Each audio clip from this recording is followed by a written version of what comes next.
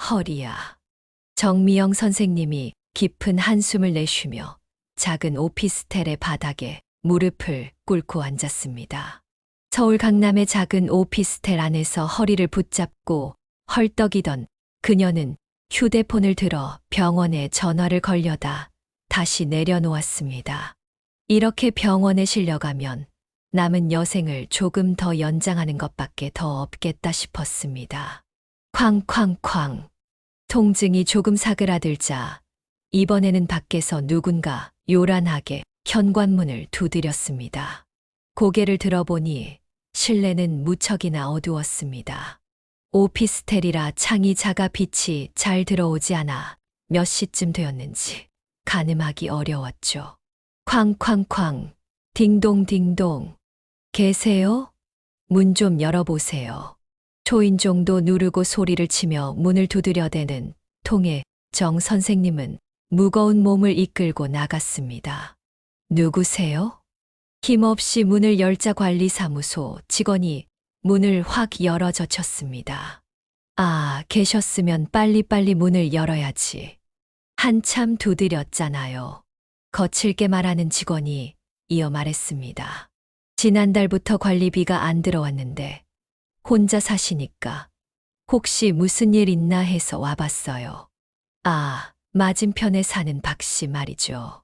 거기가 작년에 노인 세입자를 받았는데 돌아가신 지 한참 지나서 발견했다고요. 그런데 선생님은 근처에 따님이 산다니까 제가 봐준 거 알죠? 여기서 돌아가시면 안 돼요. 괜히 소문나면 살던 세입자들 다 나가요. 그래서 저기 박 씨네 오피스텔이 쫄딱 망했잖아요. 무슨 말인지 알죠? 이걸 알겠다고 여기서 죽지 않겠다고 약속을 해야 하는 것인지 몰라 대답을 않고 있었는데 직원은 아랑곳하지 않고 말했습니다. 그나저나 관리비가 안 들어와서 따님한테 전화했더니 전화도 안 받고 지난달 거랑 이번 달 거랑 관리비 입금하세요. 안 그러면 다음 달에 방 빼야 되는 거 알죠? 리모델링도 하고 다시 내줄 보증금도 없으니까 그런 줄 아세요.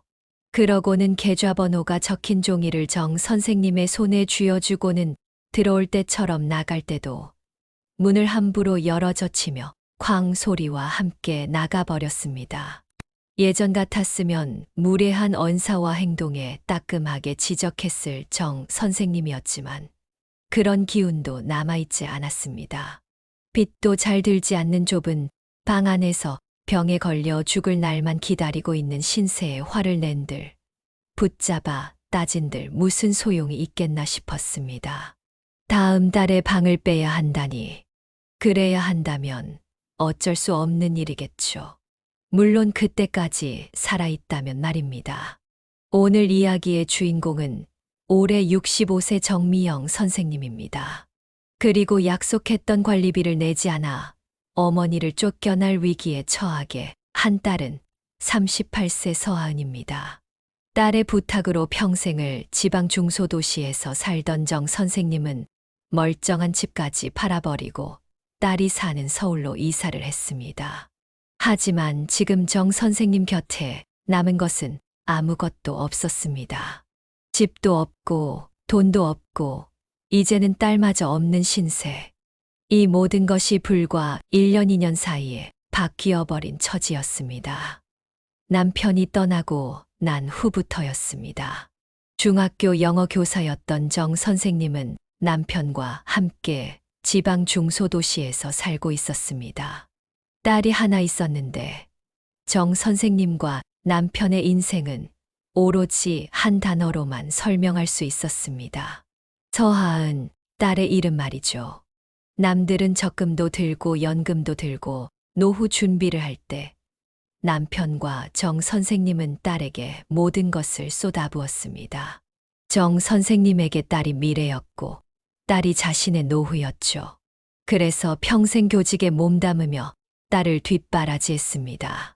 딸이 고등학교를 졸업하자마자 서울의 명문대에 보내기 위해 학원비와 생활비를 아낌없이 지원했습니다. 딸 하은은 서울에서 대학을 나왔고 공부를 무척이나 잘해서 대학원까지 진학했습니다. 엄마, 저 공부 그만하려고요. 뭐, 갑자기 왜 그래? 남들 다 취직해서 돈 버는데 저는 언제까지 공부만 해야 하는지 이제 지쳤어요.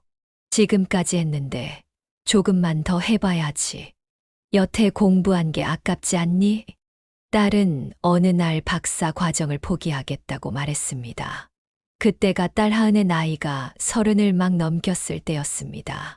그동안 딸을 공부시키기 위해 주름을 늘려가며 뒷바라지했던 정 선생님과 남편은 허무했지만 딸의 의지가 워낙 확고해 더 이상 강요할 수도 없었죠. 딸은 그렇게 대기업에 취직을 했고 결혼할 때는 그동안 모아둔 퇴직금과 집을 담보로 대출을 받아 서울에 있는 아파트 계약금을 마련해 주었습니다. 이제는 나이 들어 교직 생활도 힘들어졌고 그 즈음 남편이 심장병에 걸려 몸져 누웠습니다. 내가 가면 당신 혼자 어떻게 살지? 집이라도 있어야 노후의 의지가 될 텐데. 됐어요. 우리 딸 내외도 집 없이 결혼시킬 순 없고 제가 입에 풀칠만 하면 되죠. 하은이도 요즘 돈 잘 벌잖아요. 집 없어도 살 수 있어요. 걱정하는 남편을 정 선생님이 안심시켰고 첫 손주가 태어난 직후 정 선생님은 남편을 잃었습니다. 정 선생님의 딸은 갓 태어난 자신의 아들을 보며 아버지를 잃은 슬픔을 달랜 듯 보였지만 정 선생님은 쉽게 남편을 잃은 슬픔이 달래지지 않았습니다. 기력이 없는 정 선생님에게 어느 날 딸이 말했습니다. 엄마, 그러지 말고 서울로 이사 오세요. 내가 어떻게 서울을 가냐? 서울이 못 올 때라도 돼요. 딸 사는 데인데 왜 못 와요? 이 집은 어떡하고? 팔아야죠. 그 시골에 작은 집 한 채 놔둔다고 뭐가 오르길 하겠어요? 뭘 하겠어요? 내가 거기 가서 뭐 하냐? 뭐 하긴요. 우리 준수도 봐주시면 좋죠. 시어머님이 봐주실 수도 없으니까.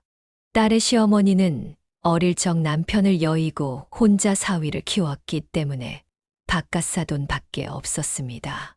서울에 있지만 손주를 보기도 힘들고 무엇보다도 몸이 안 좋아서 요양병원에 계시기 때문이죠. 엄마도 거기서 혼자 그렇게 계시면 우울증 걸려요. 뭐라도 하셔야죠. 그래서 딸의 말을 듣고 서울로 올라가기로 했습니다. 정 선생님도 이 집에 계속 혼자 있다가는 미칠 것 같았습니다. 저희 집 근처에 구해 드릴게요. 월세는 저희가 내고요. 같이 살자는 말인 줄 알았지만 딸은 근처로 이사 오라는 말을 했습니다. 같이 사는 건 엄마도 불편하실 것 같고 엄마도 자기 공간은 있어야죠. 그래, 알았다. 근데 어차피 준수 돌봐주시려면 거의 저희 집에 계셔야 하니까 큰 집은 필요 없으시잖아요. 저희가 요즘 여력이 안 되기도 하고요. 그래, 괜찮다. 늙은이 혼자 사는데 집 크면 오히려 청소만 힘들지. 요즘 힘들다는 딸의 말에 집을 판 돈도 딸에게 모두 주고 정 선생님은 그렇게 단출한 짐을 가지고 서울로 올라갔습니다. 바로 살 수 있게 정리해 놨어요. 터미널까지 정 선생님을 마중 나온 딸이 차에 태워 자신이 사는 동네로 데리고 갔습니다. 저기가 저희 아파트예요. 그리고 엄마랑 걸어서 10분 거리고요. 한 아파트를 가리키며 설명하는 딸. 그리고 도착한 곳은 20층 오피스텔 건물이었는데 건물 바깥에 스카이뷰 레지던스라고 적혀 있었습니다. 여기에요. 스카이뷰 레지던스. 오래된 건물이었습니다. 외관은 이래 보여도 인테리어는 깔끔하게 해놨더라고요.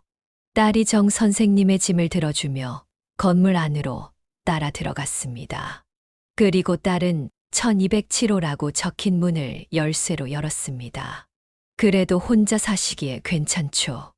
부분적으로 수리한 듯 외관보다는 깔끔하긴 했지만 인테리어라는 단어를 붙이기엔 다소 허름했습니다. 이 동네 오피스텔이 워낙 비싸서 지금은 작은 평수인데요. 형편이 좀 나아지면 더 큰 데로 옮겨 드릴게요.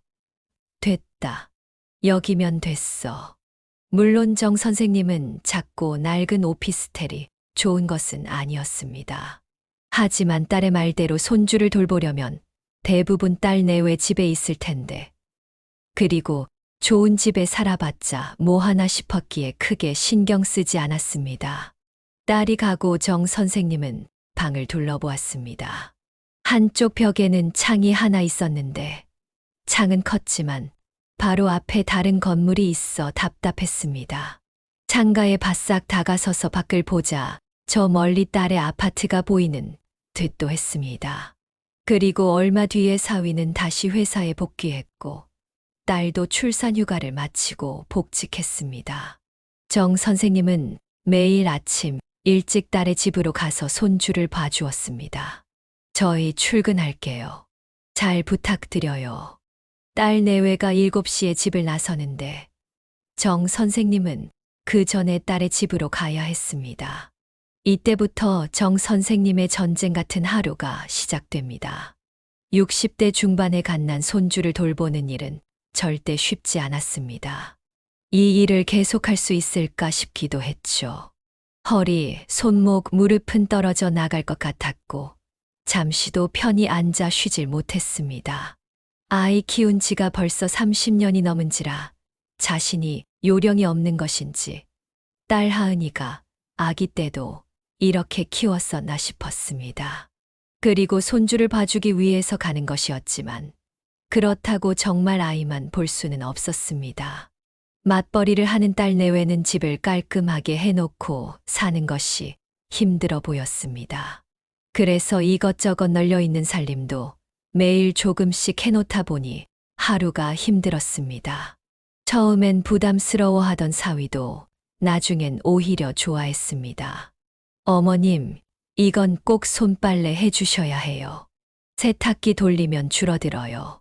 손빨래 해야 할 것까지 따로 담아서 건네주고 출근하기도 했습니다. 이렇다 보니 자신이 손주를 봐주러 온 건지 가사도우미를 하러 온 건지 헷갈렸습니다. 하지만 친정엄마가 안 계신 사위를 위해서 뭐 하나라도 더 해주고 싶은 마음이었습니다. 사위에게 잘하는 것이 딸에게 잘하는 것이라 생각했죠. 골병 나겠다, 나겠어. 한적한 지방 도시에 있을 때와는 정반대의 삶을 살게 된 정 선생님. 하지만 불편한 점은 그것이 아니었습니다. 정 선생님은 육체 노동보다는 오히려 딸과 사위가 불편했습니다. 딸이 대학생일 때 이후로는 이렇게 가까이 지내본 적이 없었는데 가까이 살다 보니 부모 자식 사이도 그저 편한 것만은 아니라는 걸 알게 되었습니다. 어머님, 오늘은 가시지 말고 계세요. 정 선생님의 생일을 하루 앞둔 어느 날이었습니다. 딸과 사위를 기다리고 있는 정 선생님에게 사위가 전화를 걸었습니다. 내일 어머님 생신이시라 해서 미역국은 못 끓여드려서 오늘 같이 식사하고 가세요. 치킨 시켰어요. 아이고, 뭘 그렇게 해. 번거롭게. 그래도 가까이 계시니까 생신은 챙겨야죠. 정 선생님 또한 지친 몸을 빨리 누이고 싶었습니다. 그래도 사위가 자신을 신경 써서 말해준 것이니 거절할 수 없었습니다. 저 지금 하은이랑 회사 일 좀 마무리하고 있어요. 지금 집으로 출발할게요. 알았다. 그리고 딸과 사위가 도착했을 때 시계를 보니 8시 반이었습니다. 치킨은 진작 도착해서 차갑게 식어 있었습니다. 죄송해요. 회의가 길어져서. 아니다. 회사 일 바쁘지? 어서 드세요. 시간이 너무 늦어 치킨이 입으로 들어가는지 코로 들어가는지도 모를 지경이었습니다. 서둘러 먹고 사위는 씻으러 들어갔고 정 선생님은 집으로 돌아가려고 짐을 챙겼습니다.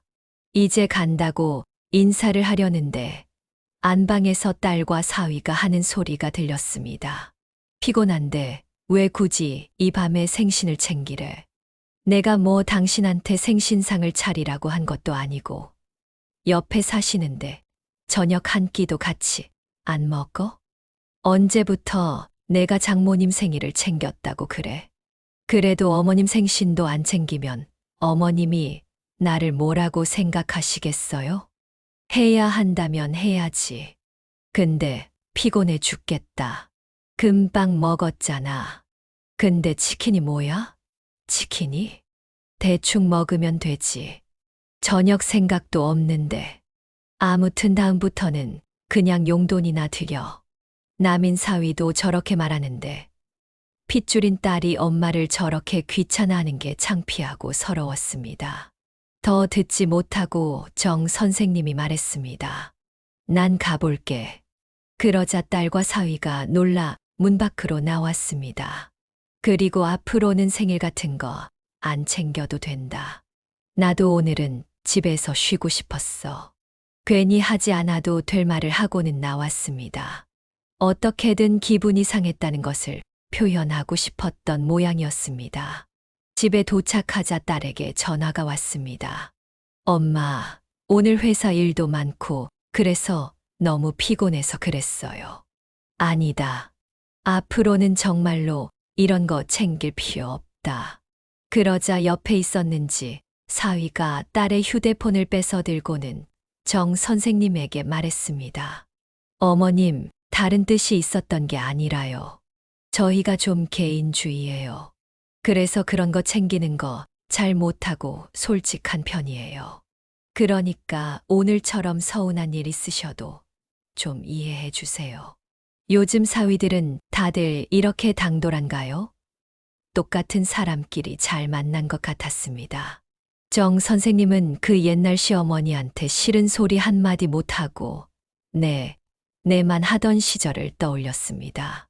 그때와는 물론 시대가 달라지긴 했지만 원하지도 않던 정 선생님에게 먼저 생일이라고 밥을 먹자고 해놓고는 그런 식으로 뒤에서 이야기하고 있는 것이 사위가 말하는 개인주의인가 싶었습니다.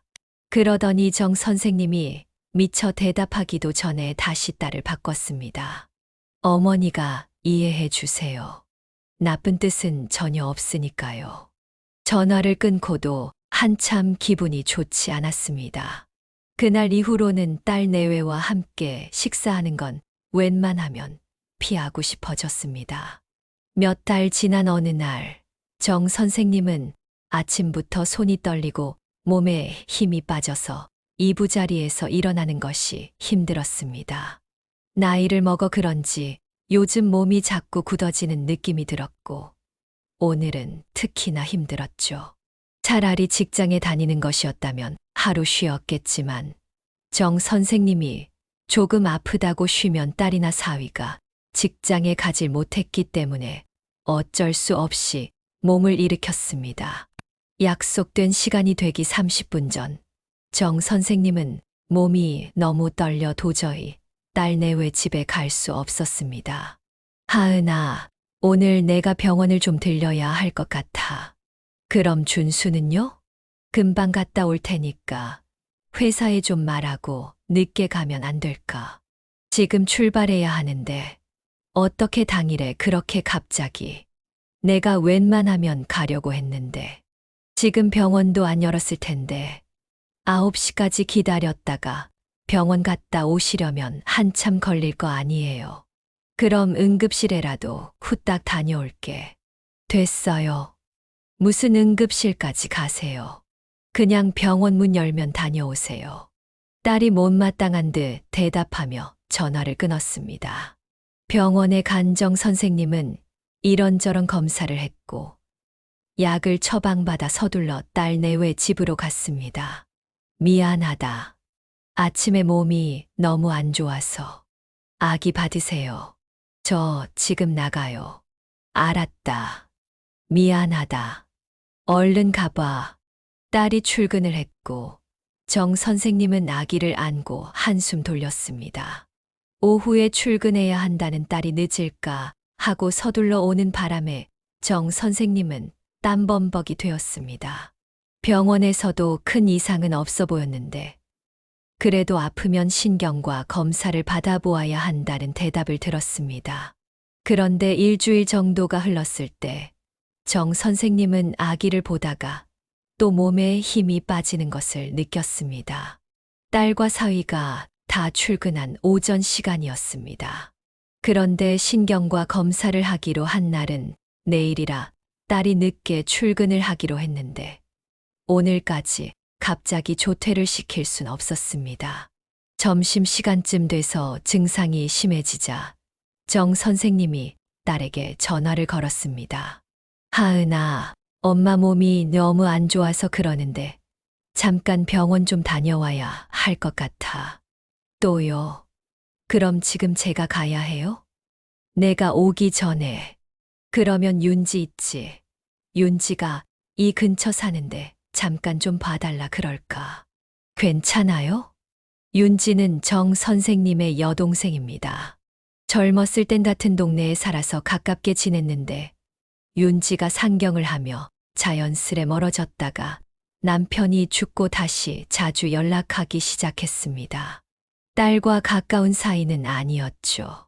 알겠어요. 잘 됐네요. 저 일하러 가봐야 해요. 알았다. 그래서 동생을 불렀습니다. 와, 언니, 하은이네 집 좋다. 성공했네. 그래요. 언니는 좋겠다. 남편 가고 애들이 먼저 언니 모시겠다고 그런 거잖아. 따로 사는 줄 모르는 동생이 정 선생님을 부러워하며 말했습니다. 그렇죠, 뭐. 정 선생님은 왠지 솔직하게 말하기 어려워 같이 사는 척을 했습니다. 나는 우리 남편 죽으면 애들이 나 데리고 살아줄까 몰라. 요양원에는 안 보내면 다행이지. 정 선생님은 동생의 말에 제대로 대꾸하지 못했습니다. 아, 병원 가야 한다고 했지. 얼른 다녀와요. 괜히 아픈 사람 붙잡고 있었네. 어디 많이 아픈 거 아니죠, 언니? 아니에요. 약만 다 올게요. 그리고 동생에게 아이를 맡기고 다시 병원에 다녀왔습니다. 당장의 자세한 검사는 할 수 없었지만 왠지 큰 병이라도 걸린 듯 불안한 마음이었습니다. 서둘러 집으로 돌아갔는데 동생은 급한 약속이 있다며 나갔습니다. 동생이 딸 내외 집에 있던 시간은 2시간 남짓. 다시 정 선생님이 아이를 보고 있는데 딸에게 전화가 왔습니다. 이모는 가셨어요? 그래, 아까 갔지. 저희는 저녁 먹고 들어가려고 하는데 조금만 더 있다가 가실 수 있죠. 알았다. 그런데 옆에 있던 사위가 또다시 휴대폰을 가져가 정 선생님에게 말했습니다. 어머님, 근데 다음부터는 아무도 없는 집에 손님은 부르지 말아주세요. 뭐, 그건 좀 실례라고 생각해요. 지금 말씀 안 드리면 또 그러실까 봐요. 그러면 서로 불편하잖아요. 이해하시죠? 하은이한테 허락받고 부른 거야. 그럼 하은이가 거기서 안 된다고는 못하죠. 그건 몸이 안 좋아서. 알아요. 그러니까 다음부터 그러지 마시라고 부탁드리는 거예요. 상냥하게 말하고 있지만 내용은 전혀 상냥하지 않았습니다. 그리고 친구를 불러서 노른 것도 아니고 병원에 갔다 오는 새 시간 동안 잠깐 아이만 맡긴 것이 전부였습니다. 어디가 어떻게 아픈지는 묻지도 않는 딸과 사위. 요즘 아무리 시대가 바뀌었어도 이렇게 부모를 무시하는 자식들이 있나 싶었습니다. 자신이 알았다고 했으면서도 가만히 듣고만 있는 딸에게도 서운했죠. 그래서 이번에는 가만히 듣고만 있지는 않았습니다. 그런데 얘야, 내가 늘 이러는 것도 아니고 몸이 아픈데 어떡하냐. 그렇다고 회사에 있는 너희한테 당장 오라고 할 수도 없는 노릇 아니냐. 그래서 나도 동생한테 아쉬운 소리 해가면서 부탁한 거야. 너희도 아플 땐 회사도 쉬고 그러잖니. 나는 뭐 휴가가 있니, 조퇴가 있니? 그거 가지고 손님을 데려왔다고 실례라고 하는 거야. 시어머니께 사위가 대답하기도 전에 딸이 다시 전화를 바꿔들고 말했습니다. 그만하세요. 그냥 서로 다음부터 조심하면 되죠. 왜 별것도 아닌 것 가지고 그러세요? 남편도 말이 심했으면 제가 알아서 잘 말할게요. 엄마도 남편한테 너무 뭐라고 하지 마세요. 기가 막혔지만 정 선생님은 그냥 참기로 했습니다. 여기서 더 큰 소리 내봤자 내일 당장 또 봐야 할 딸과 사위이니까 말이죠. 그냥 평화롭게 참는 것이 낫다고 생각했습니다. 그때부턴 아파도 티내지 않았습니다. 딸과 불편한 관계가 이어졌습니다. 그리고 사위라고 마냥 편한 것도 아니었죠. 사위는 이성적인 듯 보이지만 결국은 자기 아내 편이었습니다. 이런저런 얘기를 해봤자 자신만 서운할 뿐이었습니다. 그런데 얼마 뒤 정 선생님은 파킨슨병 진단을 받았습니다. 큰 병일까 무서웠는데 아니나 다를까 있었죠.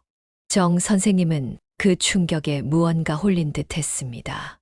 당연히 아이를 보러 딸내외 집에는 갔는데 아이가 제대로 보이지도 않을 지경이었습니다. 약물 치료가 필요하다는데 정 선생님은 남편이 떠올랐습니다. 남편도 심장병으로 죽기 전 한 달 동안은 병원에 누워만 있어야 했고 비참한 모습이었습니다. 괴로워하는 남편을 떠올리며 정 선생님은 자신도 그렇게 될까봐 두려웠습니다. 하지만 이대로 남편을 따라갈 것이 아니면 딸에게 말을 하고 치료를 받아야 한다는 것은 알고 있었습니다. 그렇게 되면 아이는 더 이상 봐주기가 힘들 테고 딸이나 사위가 일을 쉬던가 사람을 써야 했습니다. 경제적으로 부담이 상당히 될 것이라 말을 꺼내기가 힘들었습니다. 그런데 자신이 더 아파지면 그 또한 딸과 사위에게 더 큰 부담을 안겨주는 일이라는 생각이 들어 딸에게 말할 기회만 보고 있었습니다. 그러다 며칠 뒤 정 선생님은 새벽에 너무 고통스러워 구급차에 실려갔습니다. 스스로 번호를 누를 정신이 있었던 것이 다행이었습니다. 미처 연락을 하지 못하다가 오전 10시쯤 되었을 때 딸에게 전화를 걸었습니다. 하은아, 오늘 출근 못했지? 그걸 말이라고 하세요. 딸이 화를 냈습니다. 도대체 몇 번째예요? 회사에서 얼마나 깨졌는지 아세요? 아이를 봐주기 싫으시면 처음부터 말씀을 하시던가요. 봐주실 거면 무슨 일이 있어도 끝까지 잘 봐주셔야 저희도 마음 놓고 일을 하죠. 그게 아니라 내가 오늘 새벽에 몸이 아팠어. 그러나 딸은 정 선생님의 말을 들어주지 않았습니다. 맨날 몸이 아파서 못 봐준다 그러고 사람 부르고 지난번에 남편한테 생활비 조금 더 달라고 하셨다면서요? 생활비 부족해서 그러신 거예요? 그래서 아이를 봐준다, 못 봐준다 계속 그러시는 거냐고요. 딸의 말에 정 선생님은 할 말을 잃었습니다. 아무리 화가 나도 그렇지 어떻게 엄마인 자신에게 그런 소리를 할 수 있는 것인지. 딸 내외가 힘들다길래 생활비는 정말 생활하는데 필요한 최소한의 돈만 받고 있었습니다. 딸 내외 집에 필요한 것도 다 그 돈으로 쓰고 있었죠. 필요하면 더 달라고 해서 말을 했을 뿐이었습니다. 그럴 리가 없잖아. 그러면 혹시 남편이 몇 번 싫은 소리 했다고 그러시는 거예요? 엄마가 자꾸 그러시니까 남편이랑도 계속 싸우고 저도 스트레스 받아서 미치겠어요. 아니다. 사실 됐어요. 듣고 싶지도 않아요. 남편 보기도 미안해서 오늘 제가 회사 안 갔어요. 좀 잘 살아보려고 부탁드린 건데. 하은아, 내 말 좀 들어봐. 내가 좀 아파서 지난번에. 아니, 그러니까 아프면 좀 미리미리 말을 해줘야 회사에 저도 말을 하죠. 이렇게 말도 없이 계속 안 오시면 어떡해요? 그리고 엄마 좀 아픈 게 우리 모두의 생계보다 중요해요? 자꾸 아이를 인질 삼아서 이랬다 저랬다 저희를 들었다 놨다 하시는 거예요? 그냥 저희가 알아서 할게요. 이제 엄마한테 부탁도 안 해요. 우리끼리 어떻게든 살게요. 정 선생님은 통화가 끊길 때까지 자신이 파킨슨병에 걸렸다는 말을 할 기회를 갖지 못했습니다.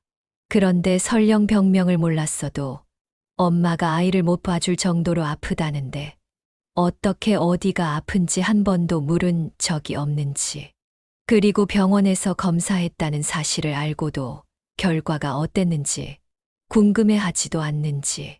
사위는 아픈 친정아버지 병원에 다니느라 정 선생님에게 늦게까지 아이를 맡긴 일도 여러 번인데 시어머니 아픈 건 궁금하지도 않나 싶었지만 그래도 남의 딸에게 그 이상을 바랄 마음도 없었습니다. 딸 하은에게 가장 섭섭했죠. 정 선생님도 무척 속상해서 한참 연락을 하지 않았습니다. 하지만 아이도 걱정되고 자신이 파킨슨병이라고 진작 이야기하지 않은 탓도 있기 때문에 그 말을 하면 오해가 풀릴까 싶어 딸에게 다시 전화를 걸었습니다. 하지만 연결되지 않는 전화. 사위에게 전화해도 마찬가지였습니다. 그러다 며칠 뒤 딸이 먼저 연락을 해왔습니다. 왜 자꾸 전화하세요?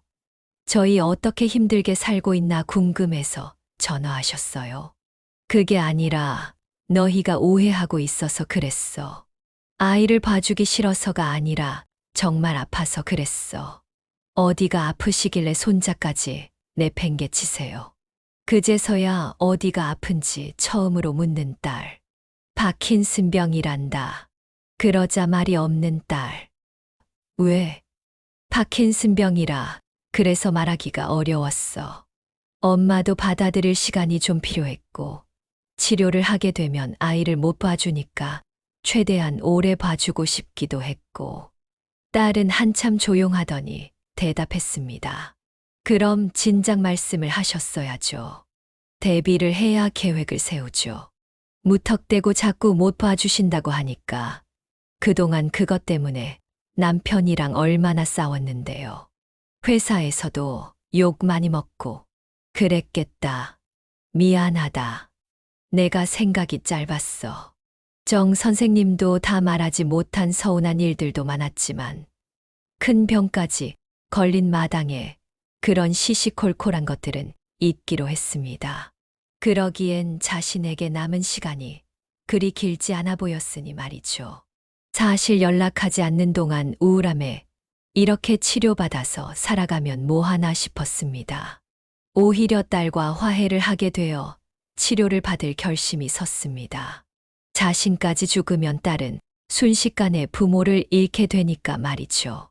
하지만 다시 딸 내외를 보게 되니 건강이 더 악화되는 듯 했습니다.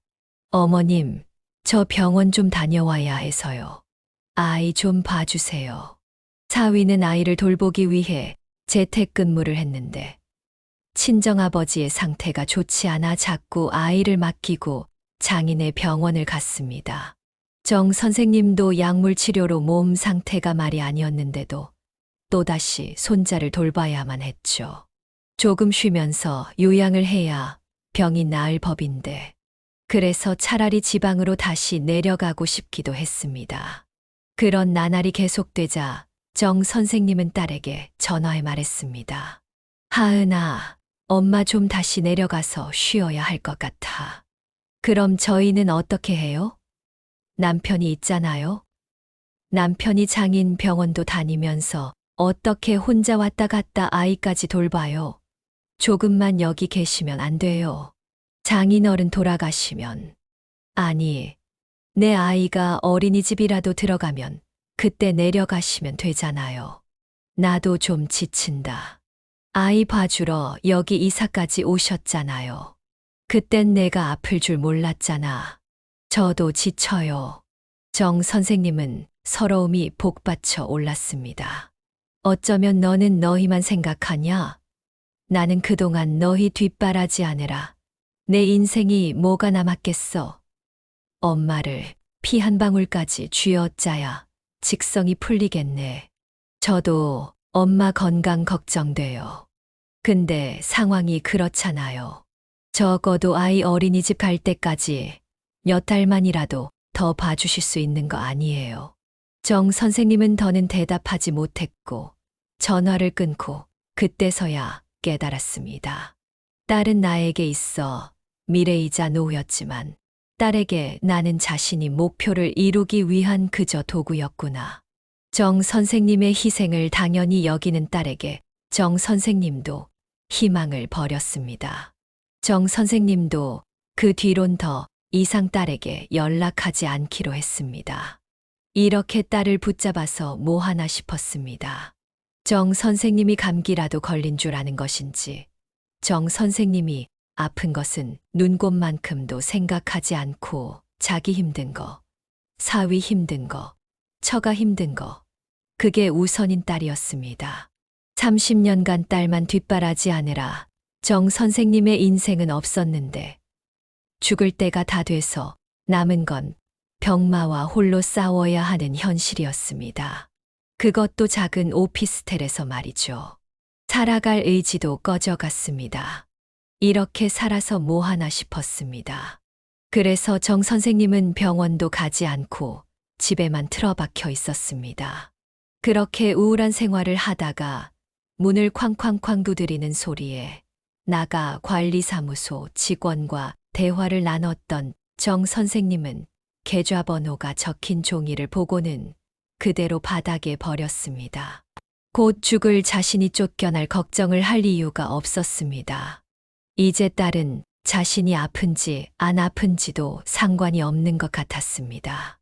정 선생님은 휴대폰을 들어볼지 안 볼지 모르는 딸에게 메시지를 남깁니다. 너는 엄마가 영원히 사는 줄 알고 있는 것 같구나. 나만의 외로운 사랑이었어도 나는 후회는 없지만 너는 사는 동안 아이를 키우다 보면 반드시 후회할 날이 오겠지. 하지만 그때서야 후회하면 무슨 소용이니. 그러니 그런 날이 오더라도 그냥 너만 편히 살아라. 너에게 해줄 마지막 말이다. 엄마가 띠리링.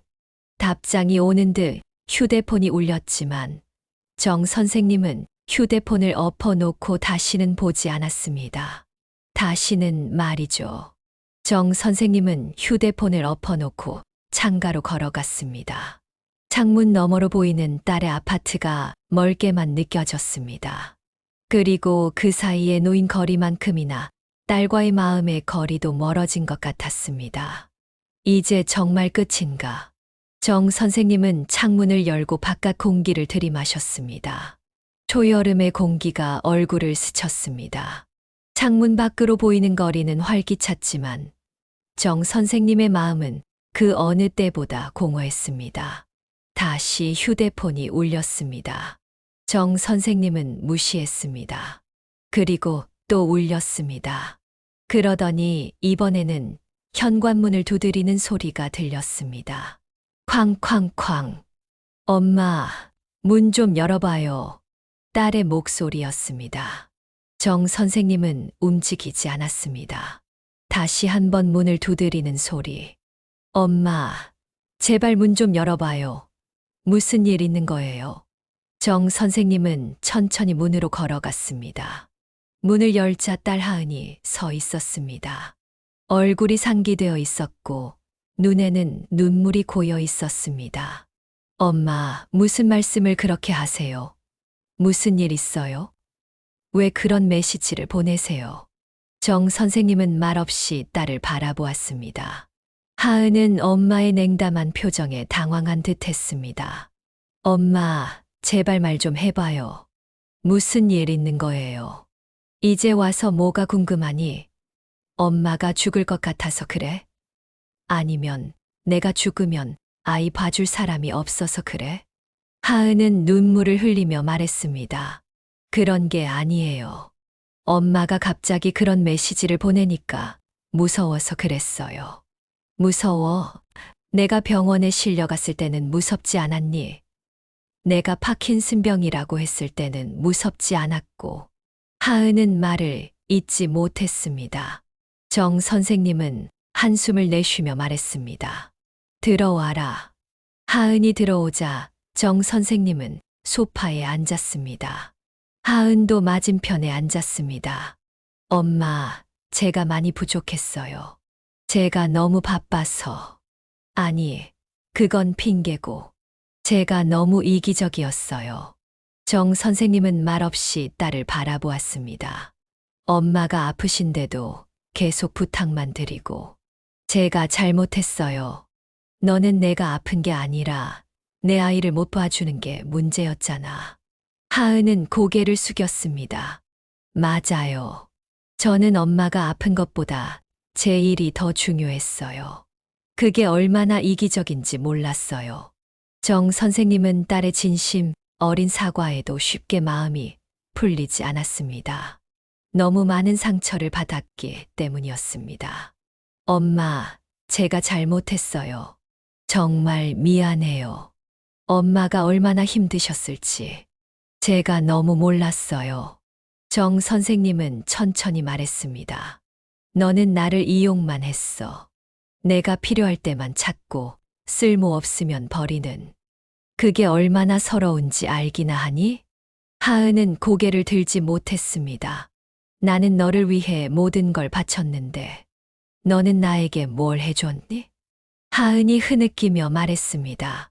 아무것도 해드린 게 없어요. 받기만 했어요. 정 선생님은 창밖을 바라보며 말했습니다. 이제 나는 너에게 기대하지 않기로 했어. 그러니 너도 나에게 기대하지 마라.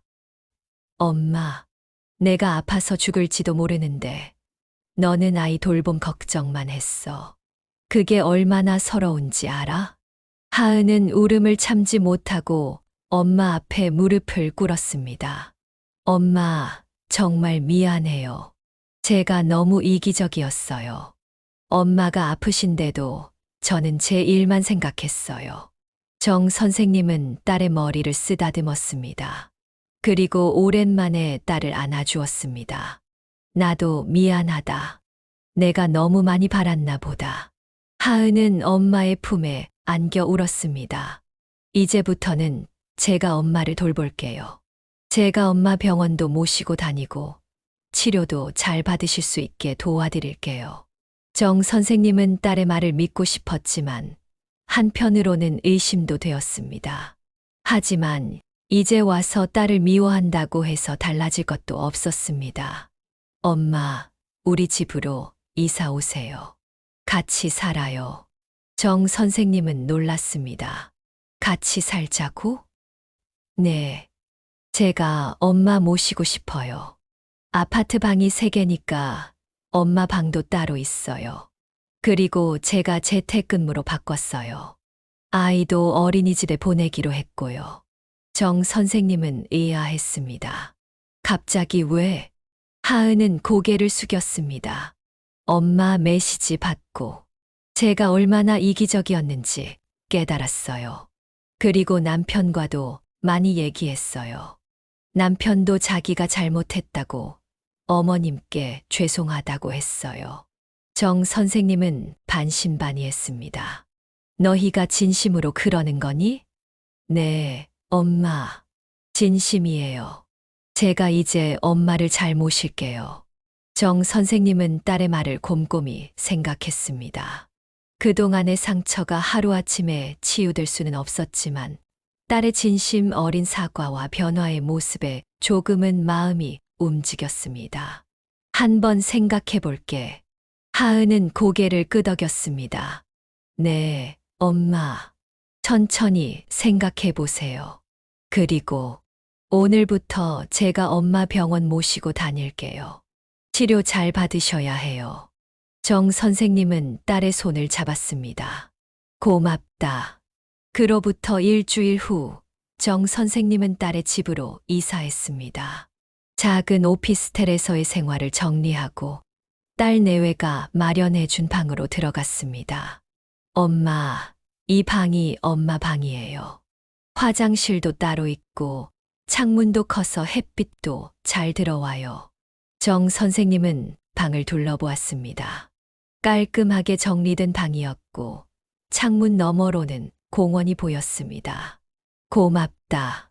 하은은 엄마의 짐을 정리해주며 말했습니다. 엄마, 이제 아무 걱정 마세요. 제가 엄마 잘 모실게요. 정 선생님은 미소를 지었습니다. 그리고 그날 저녁 사위도 일찍 퇴근해서 정 선생님을 반겼습니다. 어머님, 이제 같이 살게 되어서 정말 기쁩니다.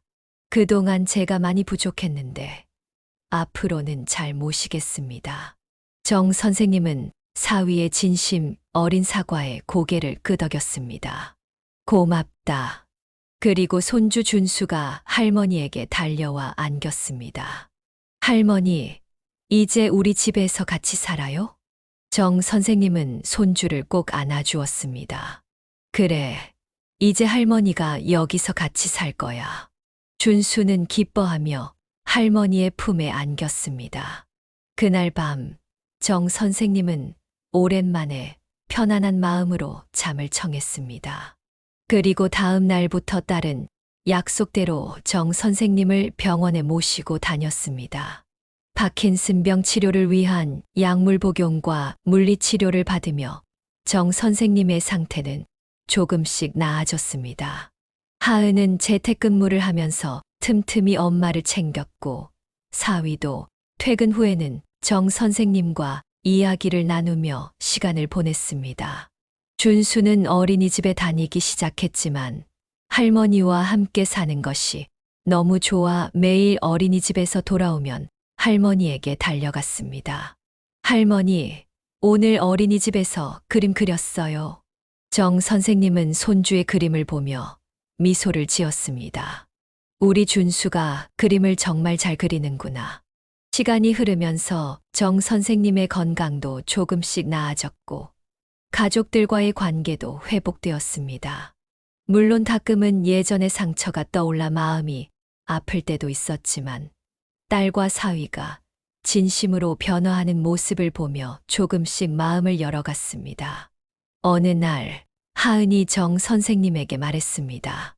엄마, 제가 요즘 생각해보니까 엄마가 저를 키우면서 얼마나 힘드셨을지 이제야 조금 알 것 같아요. 정 선생님은 딸을 바라보았습니다. 그래. 네. 준수를 키우면서 느끼는데 아이 하나 키우는 게 정말 쉽지 않더라고요. 그런데 엄마는 저를 혼자서 그렇게 키우셨잖아요. 정 선생님은 미소를 지었습니다. 그래도 너를 키우는 건 행복했어. 하은은 엄마의 손을 잡았습니다. 엄마, 정말 감사해요. 그동안 엄마가 저를 위해 얼마나 희생하셨는지 제가 너무 몰랐어요. 정 선생님은 딸의 손을 꼭 잡았습니다. 괜찮아. 이제 알았으니까. 그렇게 시간은 흘러갔고 정 선생님의 파킨슨병도 꾸준한 치료로 안정되었습니다. 물론 완치는 불가능했지만 약물 치료와 운동으로 증상을 관리할 수 있었습니다. 가을이 깊어가던 어느 날, 정 선생님은 딸과 함께 공원을 산책하고 있었습니다. 엄마, 요즘 어떠세요? 많이 좋아지신 것 같아요. 정 선생님은 고개를 끄덕였습니다. 그래, 많이 좋아졌어. 너희가 잘 챙겨줘서 그런가 봐. 하은은 미소를 지었습니다. 당연하죠. 이제 제가 엄마를 잘 모실 차례잖아요. 정 선생님은 공원의 단풍을 바라보며 말했습니다. 사람 사는 게 참 이상하지. 내가 너를 키울 때는 내가 나를 이해하지 못할 거라 생각했는데 이제는 내가 나를 이해하게 되었구나. 하은은 고개를 끄덕였습니다. 네, 엄마. 제가 엄마를 많이 이해하게 됐어요. 그리고 정말 감사해요. 모든 것에. 정 선생님은 딸의 어깨를 감싸 안았습니다. 나도 고맙다. 내가 이렇게 변해줘서. 그들은 천천히 공원을 걸으며 이야기를 나눴습니다. 정 선생님은 이제 딸과의 관계가 회복되어 행복했습니다. 물론 여전히 파킨슨병과 싸우고 있었지만 가족들의 사랑과 지지 속에서 그 싸움도 조금은 덜 힘들게 느껴졌습니다. 그리고 정 선생님은 깨달았습니다. 자신이 딸에게 바랐던 것은 결국 사랑과 인정이었다는 것을. 그리고 이제 딸이 그것을 깨닫고 돌려주기 시작했다는 것을. 하은아, 너는 내 딸이어서 참 다행이야. 하은은 눈물을 글썽이며 말했습니다. 엄마, 저도 엄마가 제 엄마여서 정말 다행이에요. 그들은 서로를 꼭 안았습니다. 가을 햇살이 그들을 따스하게 비추고 있었습니다. 2년 후, 정 선생님의 68번째 생일날이었습니다. 딸과 사위, 그리고 이제 7살이 된 준수가 정 선생님을 위한 생일 파티를 준비했습니다. 할머니, 생신 축하해요. 준수가 직접 그린 그림을 선물로 건넸습니다. 정 선생님은 손주의 그림을 보며 미소를 지었습니다. 고마워, 우리 준수야. 하은은 케이크에 촛불을 켜며 말했습니다. 엄마, 소원 빌고 불 끄세요. 정 선생님은 눈을 감고 소원을 빌었습니다. 그리고 촛불을 불어 껐습니다. 어머님, 생신 축하드립니다. 사위가 선물을 건넸습니다. 정 선생님은 고마움을 표하며 선물을 받았습니다. 고맙다, 얘들아. 하은은 엄마 옆에 앉아 말했습니다. 엄마, 2년 전에는 이렇게 될 줄 몰랐어요. 제가 정말 많이 바뀌었죠. 정 선생님은 딸의 손을 잡았습니다. 그래, 내가 많이 바뀌었어. 그리고 나도 많이 바뀌었고. 하은은 미소를 지었습니다. 엄마, 앞으로도 오래오래 건강하게 우리와 함께 해주세요. 정 선생님은 고개를 끄덕였습니다. 그럴게. 나도 너희와 오래 함께하고 싶어. 그날 밤, 정 선생님은 자신의 방에서 창밖을 바라보았습니다. 밤하늘에 떠 있는 별들이 유난히 밝게 빛나고 있었습니다. 여보, 보고 있어요? 우리 딸이 참 많이 컸어요. 정 선생님은 하늘을 향해 속삭였습니다. 그리고 미소를 지었습니다. 이제 정 선생님은 더 이상 외롭지 않았습니다. 딸과의 관계가 회복되었고 사위와 손주의 사랑도 느낄 수 있었습니다. 파킨슨병은 여전히 그녀와 함께했지만 가족들의 지지와 사랑 속에서 그 병마와의 싸움도 덜 고통스러웠습니다. 정 선생님은 깨달았습니다. 인생은 결국 관계 속에서 의미를 찾는 것이라는 것을. 그리고 그 관계는 서로의 이해와 사랑으로 만들어진다는 것을. 마지막 수업이라고 생각했던 그날의 메시지는 결국 새로운 시작이 되었습니다. 딸에게는 엄마의 사랑을 깨닫는 수업이, 정 선생님에게는 용서와 화해의 수업이 되었습니다.